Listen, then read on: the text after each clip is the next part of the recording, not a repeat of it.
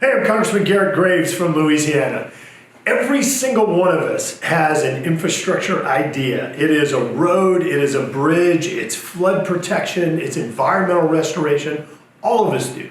And in fact, many of those ideas that you have been floating around for not months or years, but even decades. The reality is today, the projects that are under construction, the projects we're building, are often the ideas of our parents and grandparents. Why is it that it takes so long when government gets involved to build projects? There are a lot of reasons, and in many cases, it's not the money. It's the process that's used, it's the bureaucracy, it's the red tape that is applied to government projects. And so what we've recently seen out of the Biden administration is rather than coming in and addressing the core responsibilities of infrastructure that the federal government has, things like interstates, U.S. highways, national highway system, regional flood protection projects, projects like our ports and waterways that go across the country.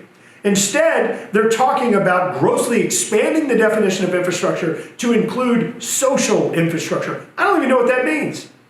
Here's what Republicans are doing. We are focused on the core responsibilities of the federal government. We don't need to be building the projects of our parents and grandparents. We need to be building the projects that are needed for the future, building for our children and grandchildren, ensuring that we can efficiently go from A to B, that we can efficiently deliver projects and have a logistics system that truly competes with the globe.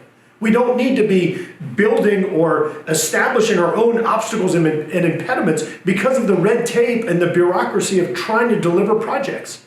So here's what we're focused on. We're focused on shortening the amount of time it takes to go from project concept to project completion, to be more efficient and incentivize the delivery or completion of projects. Not to grossly expand, but to finish the projects that are on the books, the ideas, the projects that we need to build to help ensure that we can compete globally and we have the best infrastructure system, the best roads and bridges, the most resilient communities we can possibly have. One of those pieces is a bill that we introduced called the Builder Act. And what this act does is it takes the environmental review process that has nearly tripled. It's nearly tripled in the amount of time and, of course, the dollars that it takes to do these reviews. So what we're simply trying to do is restore it back to the focus of actually looking at the environmental impacts and ensuring that we identify any impacts that are there and we mitigate for them and move forward. Because the reality is that projects only benefit the community when they're completed.